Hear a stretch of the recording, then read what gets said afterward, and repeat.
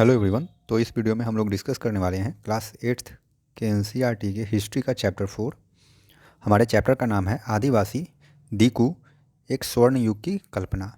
तो ये चैप्टर काफ़ी इंपॉर्टेंट है, क्लास 8 वालों के लिए तो है ही, साथ ही साथ बीपीएससी ट्री 4 के लिए भी है। अगर आप इधर उधर भटकेंगे, अन्य सोर्सों को फॉलो करेंगे तो उससे रिजल्ट कन्फर्म होगा और या नहीं होगा ये तो दुविधा है।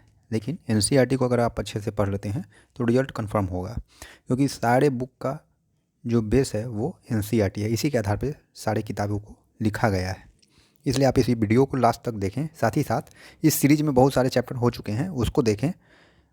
तो हम लोग शुरू करते हैं अपना चैप्टर आदिवासी दीकू और एक स्वर्ण युग की कल्पना। यहाँ पे 3 टर्म यूज किया गया है, पहला आदिवासी, दूसरा दीकू और तीसरा स्वर्ण युग की कल्पना। तो दीकू दीकू क्या होता है? तो ये एक बाहरी लोगों को कहा जाता है, जो भी बाहरी लोग हैं। बाहरी लोग कौन है? जो आदिवासी नहीं है, उनको दीकू कहा जाता है। वहीं स्वर्ण युग क्या हो सकता है? तो स्वर्ण युग आदिवासियों के लिए उस प्रकार का जीवन स्तर है, जीवन शैली है जो वो लाना चाहते हैं, जो आदिवासी शुरू से जीते रहे हैं। लेकिन कुछ बाहरी तत्वों के आने से उनके इस जीवन शैली को प्रभाव झेलना पड़ रहा है, बुरा प्रभाव। और वो बाहरी तत्व क्या हो सकते हैं? तो वो अंग्रेज हो सकते हैं। जो सामान्य जीवन जीने वाले लोग हैं, जो मेन स्ट्रीम मुख्य धारा में जीवन जीने वाले लोग हैं, उनके कारण जो प्रभाव मिल रहा है उनको झेलना पड़ रहा है। इसी से बचना वही स्वर्ण युग होगा आदिवासियों के लिए। तो यहाँ आदिवासी जो टर्म है, इस आदिवासी टर्म का क्या मतलब है? तो आदिवासी टर्म का मतलब ये है कि वैसे लोग जो ब्राह्मणों द्वारा दिए गए रस्मों या रीति रिवाजों को मानते नहीं हैं, जिनका अपना रीति रिवाज है या रस्म है, उन्हें ही हम लोग आदिवासी कहते हैं।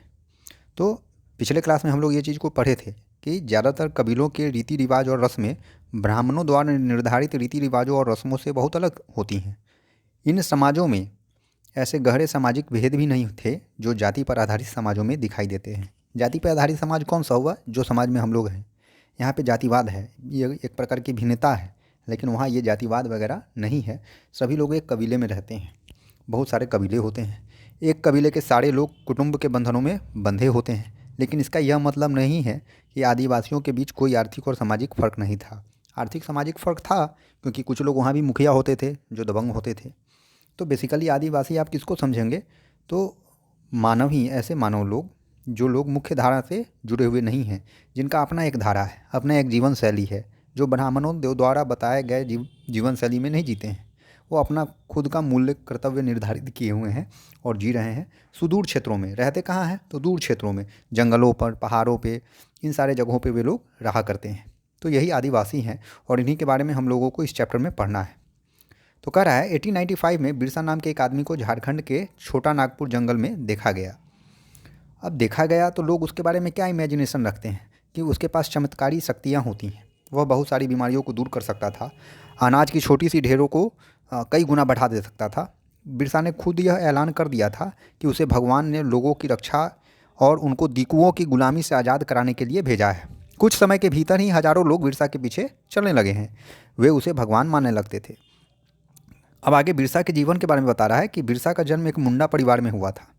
मुंडा एक जनजातीय समूह है, जनजातीय मतलब वही आदिवासी, जो कहाँ रहता है? छोटा नागपुर में रहता है।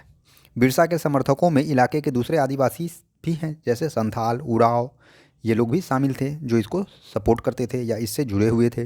वे सभी अपने आसपास आ रहे बदलावों और अंग्रेज शासन के कारण जो समस्याएं पैदा हो रही थी उससे बेचैन थे।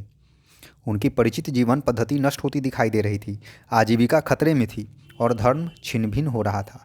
अब आजीविका कैसे खतरे में थी या अंग्रेज के आने से वो कैसे प्रभावित हो रहे थे, इन सारे चीज़ों को हम लोग आगे समझने का कोशिश करेंगे कि किस प्रकार से फॉरेस्ट एक्ट आता है, किस प्रकार से तरह तरह के एक्ट को ला करके इनको सीमित किया जा रहा है और इनको प्रभावित किया जा रहा है। अब कह रहा है कि ये जनजातीय समूह जो हैं किस तरह से जीते थे, मीन्स प्रोफेशन क्या था इनका, जीविकोपार्जन कैसे चलता था? तो बहुत तरह से तरीके से, जैसे कुछ झूम खेती किया करते थे। अब झूम खेती को ही हम लोग घुमंतू खेती भी कहते हैं। इस तरह की खेती अधिकांशतः जंगलों में छोटे छोटे भूखंडों पर की जाती थी। ये लोग ज़मीन तक धूप लाने के लिए पेड़ के ऊपरी हिस्सों को काट देते थे, माने डालियों वगैरह को काट देते थे, और ज़मीन पर उगी घास फूस को जलाकर साफ कर देते थे। और इन सब चीज़ों को जलाने के बाद जो राख बचता था, उस राख को ज़मीन पर, खाली ज़मीन पर छिड़क देते थे। इस राख में पोटास होता है। यहाँ से क्वेश्चन बनता है कि राख में क्या पाया जाता है? तो पोटास पाया जाता है, जिससे मिट्टी में उपज बढ़ती है, मिट्टी की उपज बढ़ती है। वे कुल्हाड़ियों से पेड़ों को काटते थे। अब क्या है कि जब एक बार फसल तैयार हो जाती थी तो उसे काट कर वे दूसरी जगह के लिए चल पड़ते थे। मतलब एक जगह पर एक ही बार फसल करते थे, फिर दूसरे जगह पलायन कर गए। इसलिए इसको घुमंतू खेती कहते हैं। जहाँ से उन्होंने अभी फसल काटी थी वह जगह कई साल तक पड़ती पड़ी रह जाती थी, जिससे ज़मीन में फिर से फर्टिलिटी गेन होने का समय मिल जाता था ज़मीन को। घुमंतू किसान मुख्य रूप से कहाँ पाए जाते थे? तो पूर्वोत्तर और मध्य भारत के पर्वतीय व जंगली पट्टियों में रहते थे। इन आदिवासी समुदाय की ज़िंदगी जंगलों में बेरोक टोक थी। मतलब आवागमन पर कोई भी प्रकार का रोक बंदिश नहीं था। फसल उगाने के लिए ज़मीन जंगलों के इस्तेमाल पर आधारित थी। वे केवल इसी तरीके से घुमंतू खेती कर सकते थे। आगे हम लोग देखते हैं कुछ शिकारी और संग्राहक थे। मतलब ये एक तो पहला प्रोफेशन है कि कुछ लोग खेती करते थे। खेती में भी किस प्रकार का खेती? तो घुमंतू खेती। कुछ दूसरे प्रकार के भी आदिवासी थे जो शिकारी होते थे और संग्राहक थे। संग्राहक मतलब संग्रह करने वाले। कह रहा है कि बहुत सारे इलाकों में आदिवासी समूह पशुओं का शिकार करके और वन्य उत्पादों को इकट्ठा करके अपना काम चलाते थे। उड़ीसा के जंगल में रहने वाले खोंड समुदाय, नाम याद रखिएगा, उड़ीसा में पाया जाता है ये खोंड समुदाय। इसका एक लिस्ट सार संग्रह वाले वीडियो में डाला गया है, आप वहाँ से देख सकते हैं। सारे आदिवासियों का लिस्ट एक तरफ है और वो किस क्षेत्र में पाए जाते हैं उसका नाम दिया गया है सामने सामने। इसी तरह का एक समुदाय था। कौन समुदाय? खोंड समुदाय, जो जंगलों में रहता था। इस समुदाय के लोग टोलियाँ बनाकर शिकार करते थे। ठीक है, आपस में बांट लेते थे। शिकार करने के बाद जो मिलता था, जंगलों से मिले फल और जड़ें खाते थे। खाना पकाने के लिए वह साल और महुआ के बीजों का तेल इस्तेमाल करते थे। तो ये भी इम्पोर्टेंट है, साल और महुआ के बीजों का तेल यूज करते थे ये लोग। सरसों का तेल, नारियल का तेल नहीं करते थे। डोंगरिया गंध भी एक प्रकार का कबीला है या आदिवासी है या जनजातीय है। आगे क्या कह रहा है? इलाज के लिए वे बहुत सारी जड़ी बूटियों पर निर्भर होते थे। जंगलों से बहुत इकट्ठा की हुई चीज़ों को स्थानीय बाज़ारों में बेच देते थे। जब भी स्थानीय बुनकरों और चमड़ा कारीगरों को कपड़े व चमड़ों की रंगाई के लिए कुसुम और पलाश के फूलों की ज़रूरत होती थी तो वो खोंड समुदाय के लोगों से ही कहते थे, क्योंकि खोंड के समुदाय के लोग इस काम को करने में निपुण थे, कलेक्ट करते थे। और जो जिस जगह पे रहते थे उन्हीं जगहों पर ये सारे पौधे पाए जाते थे। अब आगे आप क्या देखेंगे? जब वन उत्पाद कम पड़ जाते थे तो आदिवासियों को मजदूरी के लिए ज़्यादा भटकना पड़ता था। लेकिन उनमें से बहुत सारे समुदाय, जैसे मध्य भारत के बैगा, औरों के लिए काम करने से कतराते थे। बैगा खुद को जंगल की संतान मानते थे, जो केवल जंगल की उपज पर ही जिंदा रह सकते थे। मजदूरी करना बैगाओं के लिए अपमान की बात थी। तो समझ रहे हैं कि इनमें स्वाभिमान भी था। जो चीज़ें आसपास पैदा नहीं होती थी उन्हें हासिल करने के लिए आदिवासियों को खरीद फरोख्त भी करनी पड़ती थी। इसकी वजह से कभी कभी व्यापारियों और महाजनों पर आश्रित होना पड़ता था। व्यापारी बेचने की चीज़ें लेकर आते थे और भारी कीमतों पर बेच के जाते थे। सूदखोर महाजन भी आदिवासियों को कर्जा तो देते थे, लेकिन उसका ब्याज बहुत ज़्यादा होता था। इस तरह बाजार और वाणिज्य ने आदिवासियों को कर्ज और गरीबी में ढकेल दिया था। लिहाजा वे महाजनों और व्यापारियों को बाहरी शैतान और अपनी सारी मुसीबतों का जड़ मानने लगे थे। तो आप देख रहे हैं किस प्रकार से दीकू माने बाहरी लोग इनको अपना शिकार बना रहे हैं। कुछ जानवर पालते थे। मतलब ये तीसरा प्रोफेशन बता रहा है कि कुछ आदिवासी ऐसे थे जो जानवरों को भी पालते थे। कह रहे हैं वे चरवाहे थे जो मौसम के हिसाब से मवेशियों या भेड़ों के रेवर लेकर यहाँ से वहाँ जाते रहते थे।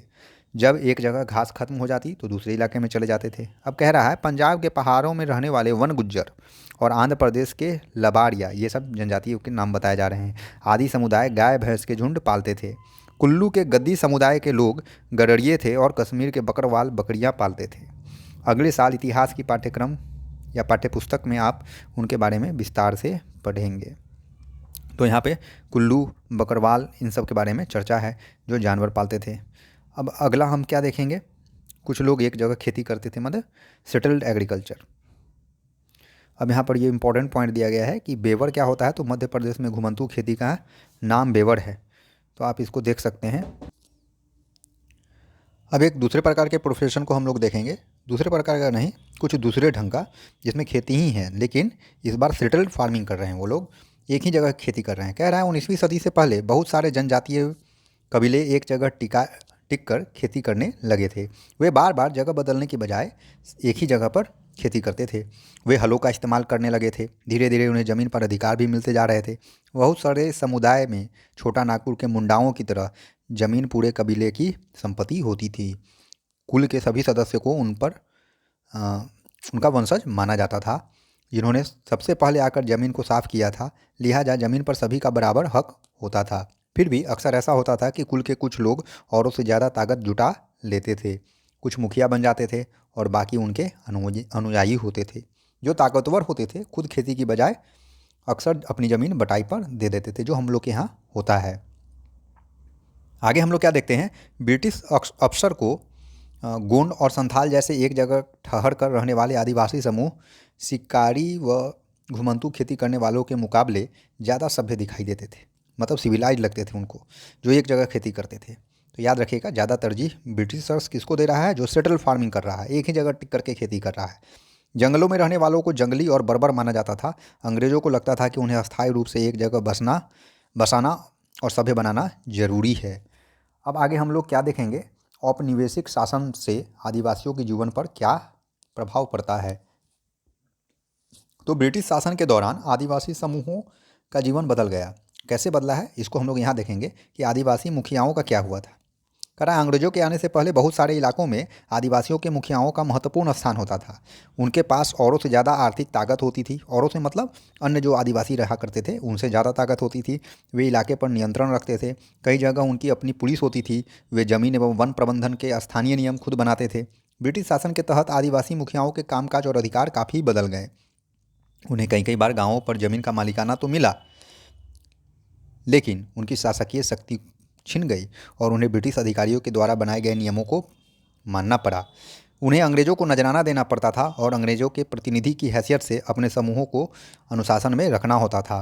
पहले उनके पास जो ताकत थी अब वह नहीं रही। वे परंपरागत कामों को करने से लाचार हो गए। कह रहे घुमंतू काश्तकारों का क्या हुआ। ऐसे समूहों से अंग्रेज को काफ़ी परेशानी थी, जो यहाँ वहाँ भटकते रहते थे और एक जगह ठहर कर नहीं रहते थे। उन्हें वे लोग अंग्रेज लोग असभ्य कहते थे। वे चाहते थे कि आदिवासी के समूह एक स्थान पर टिक कर रहे, एक ही स्थान पर खेती करे। अस्थायी रूप से एक जगह रहने वाले किसानों को नियंत्रित करना आसान था, इसलिए अंग्रेज इस प्रकार का सोचते थे। अंग्रेज अपने शासन के लिए आमदनी को नियंत्रित स्रोत के रूप में भी देखना चाहते थे। फलस्वरूप उन्होंने ज़मीन के बारे में कुछ नियम लागू कर दिया। उन्होंने ज़मीन को मापकर प्रत्येक व्यक्ति का हिस्सा तय कर दिया। उन्होंने यह भी तय कर दिया कि किसे कितना लगान देना होगा। कुछ किसानों को भूस्वामी और दूसरों को पट्टेदार घोषित किया गया। जैसा कि आप देख चुके हैं चैप्टर 2 में कि पट्टेदार अपने भूस्वामियों का भाड़ा चुकाते थे और भूस्वामी सरकार को लगान देते थे। आगे हम लोग क्या देखते हैं कि झूम काश्तकारों को अस्थायी रूप से बसाने की अंग्रेज की कोशिश बहुत कामयाब नहीं रही। जहां पानी कम और मिट्टी सूखी हो वहां हलों से खेती करना आसान नहीं होता, बल्कि हलों की मदद से खेती करने वाले झूम काश्तकारों को अपना नुकसान ही हुआ, क्योंकि उन्हें उनके खेत अच्छी उपज नहीं दे पाते थे। इसलिए पूर्वोत्तर राज्यों के झूम काश्तकार इस बात पर अड़े रहे कि उन्हें परंपरागत ढंग से ही खेती करने दिया जाए। व्यापक विरोध के फलस्वरूप अंग्रेजों को आखिरकार उनकी बात माननी पड़ी और ऐसे कबीलों को जंगल के कुछ हिस्सों में घुमंतू खेती करने की छूट दे दी गई। वन कानून के बारे में अब हम लोग जानेंगे कि फॉरेस्ट एक्ट क्या था और उनके क्या प्रभाव पड़े। तो वन कानूनों में आए बदलाव से आदिवासियों के जीवन पर बहुत बड़ा असर पड़ा था। अंग्रेजों ने सारे जंगल पर अपना नियंत्रण स्थापित कर लिया और जंगलों को राज्य की संपत्ति घोषित कर दिया था। कुछ जंगलों को आरक्षित वन घोषित कर दिया गया। ये ऐसे जंगल थे जहां अंग्रेजों की ज़रूरतों के लिए इमारती लकड़ी पैदा होती थी। इन जंगलों में लोगों को स्वतंत्र रूप से घूमने, झूम खेती करने, फल इकट्ठा करने आदि की इजाज़त नहीं थी। ऐसी सूरत में ये लोग विद्रोह करते ही जैसे ही अंग्रेजों ने जंगल के भीतर आदिवासियों के रहने पर पाबंदी लगाई, उनके सामने एक समस्या पैदा हो गई। समस्या यह थी कि रेलवे स्लीपर्स, जो रेल के पटरी के नीचे जो लकड़ी लगा होता है, के लिए पेड़ काटने और लकड़ी को एक जगह से दूसरी जगह ले जाने के लिए मजदूरों का इंतजाम कहाँ से किया जाए। औपनिवेशिक अधिकारियों ने इसका भी हल ढूंढ निकाला। उन्होंने तय किया कि झूम काश्तकारों को जंगल में ज़मीन के छोटे टुकड़े दिए जाएंगे और उन्हें वहाँ खेती करने की भी छूट होगी, बशर्ते गाँवों में रहने वालों को वन विभाग के लिए मजदूरी करनी होगी और जंगलों की देखभाल करनी होगी। इस तरह बहुत सारे इलाकों में वन विभाग ने सस्ते श्रम की आपूर्ति सुनिश्चित करने के लिए वन गांव बसा दिए। तो आगे हम लोग क्या देखते हैं इसी चैप्टर में कि बहुत सारे आदिवासी समूहों ने औपनिवेशिक वन कानूनों का विरोध किया। उन्होंने नए नियमों का पालन करने से इनकार कर दिया और उन्हीं तौर तरीकों से चलते जिन्हें सरकार गैर कानूनी घोषित कर चुकी थी, कई बार उन्होंने खुलेआम बगावत भी कर दी। 1906 का एक चर्चा है कि 1906 में सोंगराम संगमान द्वारा असम में 1930 के दशक में मध्य प्रांत में हुआ वन सत्याग्रह इसी तरह के विद्रोह थे। तो याद रखिएगा 1906 में सोंगराम संगमा द्वारा असम में एक विरोध किया गया, अंग्रेजों का विरोध किया गया, जिसे वन सत्याग्रह भी कहा जाता है। 1906 में। आगे व्यापार की समस्या के बारे में बोल रहा है कि 19वीं सदी के दौरान जनजातीय समूहों ने पाया कि व्यापारी और महाजन जंगलों में जल्दी जल्दी आने लगे हैं। वे वन उपज खरीदने, नगद कर्जा देने और आदिवासियों को मजदूरी पर रखने के लिए आ रहे हैं। इन सारे बदलावों से क्या असर पड़ने वाला है, यह समझने में आदिवासियों को कुछ समय लगा। यह समझने के लिए रेशम उत्पादकों की स्थिति देखें। 18वीं सदी में भारतीय रेशम की यूरोपीय बाजार में काफ़ी मांग थी। भारतीय रेशम की अच्छी गुणवत्ता सबको आकर्षित करती थी और भारत का निर्यात भी तेज़ी से बढ़ रहा था। जैसे जैसे बाजार फैला, ईस्ट इंडिया कंपनी के अफसर इस मांग को पूरा करने के लिए रेशम उत्पाद पर जोर देने लगे। वर्तमान झारखंड में स्थित हजारीबाग के आसपास रहने वाले संथाल रेशम कीड़ा पालते थे। याद रखिएगा, वर्तमान झारखंड में हजारीबाग के आसपास रहने वाले संथाल जनजाति रेशम के कीड़े को पालते थे। रेशम के व्यापारी अपने एजेंटों को भेजकर आदिवासियों को कर्जा देते थे। उनके कृमि कोषों को इकट्ठा कर लेते थे जिससे कीड़ा निकलते हैं। 1000 कृमि कोषों के लिए 3 से 4 हज़ार रुपये मिलते थे।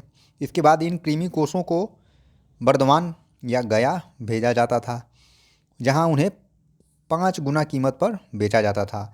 निर्यातकों और रेशम उत्पादकों के बीच कड़ी का काम करने वाले बिचौलियों को जमकर मुनाफा होता था। रेशम उत्पादकों को मामूली फायदा होता था। स्वाभाविक है कि बहुत सारे आदिवासी समुदाय बाजार और व्यापारी को अपना सबसे बड़ा दुश्मन मानने लगे। क्यों न माने, क्योंकि उन्हें तो बहुत कम मामूली फ़ायदा हो रहा है, लेकिन बीच का फ़ायदा जो बिचौलिया है वो उठा रहे हैं, जो ज़बरदस्त फ़ायदा उठा रहे हैं। अब आगे क्या होता है, यहाँ पे एक तस्वीर दिखाया गया है कि 1920 के दशक में बिहार के झरिया और रानीगंज कोयले खदानों में काम करने वाले लगभग 50% खनिक आदिवासी थे। अंधेरी और दमघोटू खदानों की गहराई में काम करना न केवल शरीर को तोड़ता था, बल्कि यह खतरनाक था। वह अक्सर सचमुच जान ले लेता था। आगे हम लोग क्या देखेंगे कि काम की तलाश कर रहा है। काम की तलाश में घर से दूर जाने वाले आदिवासियों की दशा बहुत ही खराब थी। 19वीं सदी के आखिर में से ही चाय बागान फैलने लगे थे। खनन उद्योग भी एक महत्वपूर्ण उद्योग बन गया था। असम के चाय बागानों और झारखंड की कोयला खदानों में काम करने वाले आदिवासियों को बड़ी संख्या में भर्ती किया गया। इन लोगों को ठेकेदारों को की मार्फत भर्ती किया जाता था। ठेकेदार न केवल उन्हें बहुत कम वेतन देते थे, बल्कि उन्हें वापस घर भी लौटने नहीं देते थे। आगे हम लोग देखते हैं कि नज़दीक से देखने पर 19वीं और 20वीं शताब्दियों के दौरान देश के विभिन्न भागों में जनजातीय समूह ने बदलते कानून, अपने व्यवहार पर लगी पाबंदियों तथा नए करों और व्यापारी व महाजनों द्वारा किए जा रहे शोषण के खिलाफ कई बार बगावत की। कह रहा 1831 से 32 में कोल आदिवासियों ने विद्रोह किया है। 1855 में संथालों ने बगावत कर दी। मध्य भारत में बस्तर विद्रोह 1910 में हुआ। 1940 में महाराष्ट्र में वर्ली में विद्रोह हुआ। बिरसा जिस आंदोलन का नेतृत्व कर रहे थे वह भी इसी तरह का विद्रोह था। तो ये सब विद्रोहों के बारे में बताया गया है कि किस प्रकार से विद्रोह होता है, किसके द्वारा किया जाता है, आदिवासियों के द्वारा किया जाता है, और जो बदलते हुए कानून है, नियम है, उनके खिलाफ।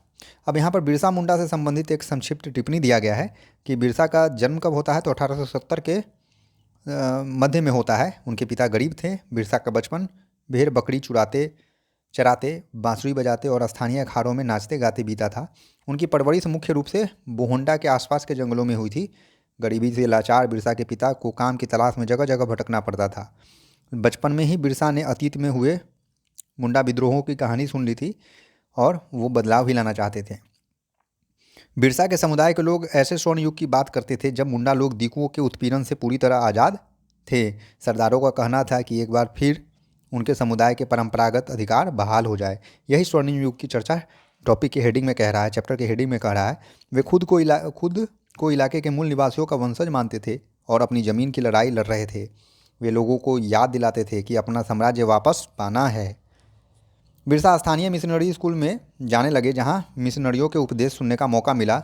वहां भी उन्होंने यही सुना कि मुंडा समुदाय स्वर्ग का साम्राज्य हासिल कर सकता है और अपने खोए हुए अधिकार वापस पा सकता है अगर वे अच्छे ईसाई बन जाएं और अपनी खराब आदतें छोड़ दें, तो ऐसा हो सकता है। बाद में मिर्ज़ा ने एक जाने माने वैष्णव धर्म प्रचारक के साथ भी कुछ समय बिताया और उन्होंने जनेऊ धारण किया और शुद्धता व दया पर जोर देने लगे।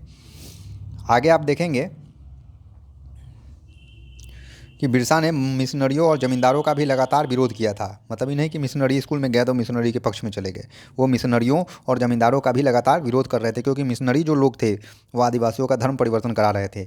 वह उन्हें बाहर का मानते थे और मुंडा जीवन शैली को नष्ट कर रहे थे। 1895 में बिरसा ने अपने अनुयायियों से आह्वान किया कि वे अपनी गौरवपूर्ण अतीत को पुनर्जीवित करने के लिए संकल्प लें। वो अतीत के ऐसे स्वर्ण युग सतयुग की चर्चा करते थे जब मुंडा लोग अच्छा जीवन जीते थे, तटबंध बनाते थे, कुदरती झरनों को नियंत्रित करते थे, बागान लगाते थे, पेट पालने के लिए खेती करते थे। इस तरह के जीवन को वो स्वर्णिम युग बताते हैं। आगे हम लोग क्या देखते हैं? आगे हम लोग देखते हैं कि अंग्रेज़ों को बिरसा आंदोलन के राजनीतिक उद्देश्यों से बहुत ज़्यादा परेशानी थी। यह आंदोलन मिशनरियों, महाजनों, भूस्वामियों तथा सरकार को बाहर निकालकर बिरसा के नेतृत्व में मुंडा राज स्थापित करना चाहता था। तो ये था। आगे हम लोग क्या देखते हैं इसमें कि जब आंदोलन फैलने लगा तो अंग्रेज ने सख्त कार्रवाई का फैसला लिया। उन्होंने 1895 में बिरसा को गिरफ्तार किया और दंगे फसाद के आरोप में 2 साल की सज़ा सुनाई। 2 साल तो 95 में अरेस्ट हुए, 97 में वो बाहर निकलते हैं। जेल से लौटने के बाद बिरसा समर्थक जुटाते हुए गांव-गांव घूमने लगे। उन्होंने लोगों को उकसाने के लिए परंपरागत तरीकों या प्रतीकों और भाषा का इस्तेमाल किया। वे आह्वान करते थे कि उनके नेतृत्व में साम्राज्य की स्थापना के लिए रावणों, माने रावण किसको संबोधित किया जा रहा है? जो दीकू हैं और जो यूरोपियों हैं, मीन्स यूरोपियन लोगों को तबाह कर दें। बिरसा के अनुयायी दीकू और यूरोपीय सत्ता के प्रतीकों को निशाना बनाने लगे। उन्होंने थाने और चर्चों पर हमला किया, महाजन जमींदारों की संपत्तियों को पर धावा बोला। सफ़ेद झंडा बिरसा राज का प्रतीक था। तो याद रखिएगा, बिरसा राज का प्रतीक कौन कलर का झंडा था? तो सफ़ेद कलर का। कहा है सन 1900 में बिरसा की हैजे से मृत्यु हो गई और आंदोलन ठंडा पड़ गया। यह आंदोलन 2 मायनों में महत्वपूर्ण था। पहला, इसने औपनिवेशिक सरकार को ऐसे कानून लागू करने के लिए मजबूर किया जिनके जरिए दीकू लोग आदिवासियों की ज़मीन पर आसानी से कब्जा न कर सकें। दूसरा, इसने एक बार फिर जता दिया कि अन्याय का विरोध करने और औपनिवेशिक शासन के विरुद्ध अपने गुस्से को अभिव्यक्त करने में आदिवासी सक्षम हैं। उन्होंने अपने खास अंदाज में, अपनी खास रस्मों और संघर्ष के प्रतीकों के जरिए इस काम को अंजाम दिया। तो यही इस चैप्टर में था, आदिवासी, दीकू और स्वर्णिम युग की कल्पना। अगर वीडियो अच्छा लगा है तो वीडियो को लाइक करिए, चैनल को सब्सक्राइब कीजिए। Thank you.